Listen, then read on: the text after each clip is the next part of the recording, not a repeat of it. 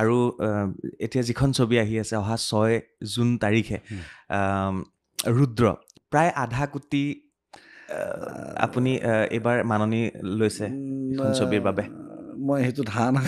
একো নকওঁ বহুত কথা আছে তাতে ৰঘুপতিৰ অপাৰ সফলতাৰ পিছত ৰুদ্ৰ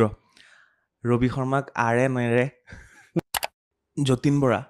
জুবিন গাৰ্গ ৰবি শৰ্মা ভাইমন দা বা মুনিন বৰুৱা মুনিন বৰুৱাৰ যেতিয়া বায়'পিক বনোৱা হ'ল তাত আপোনাক খুব ধুনীয়াকৈ এষ্টাব্লিছ কৰোৱা হ'ল আৰু এখন থাকি যাব বহুত বছৰৰ কাৰণে সেই ফিলটো কেনেকুৱা যে এখন বায়'পিকত আপোনাৰ চৰিত্ৰটো উপস্থাপন ৰুদ্ৰৰ এটা চিনে গোটেই অসমখন জুই লগাই আছে যিটো চিন আপুনি গাত লগাই পেলাই কৰিলে নিজৰ গাত জুই লগাই গোটেই অসমখনত জুই লগাই দিলে ৰুদ্ৰৰ সেই চিনটোৱে ভয় লাগিছিল কি হৈছিল গোটেই পৰিকল্পনাটো কি আৰু মই জনামতে মই গুগলো খুচৰিলোঁ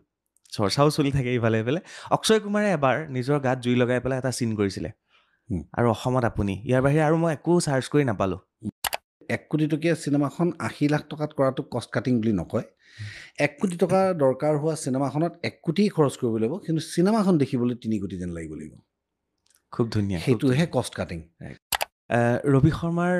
ভয় কি হ'লে লাগে ভিডিঅ'টো যদি মানুহলোকে চালে প্লিজ চেনেলটো ছাবস্ক্ৰাইব কৰিবলৈ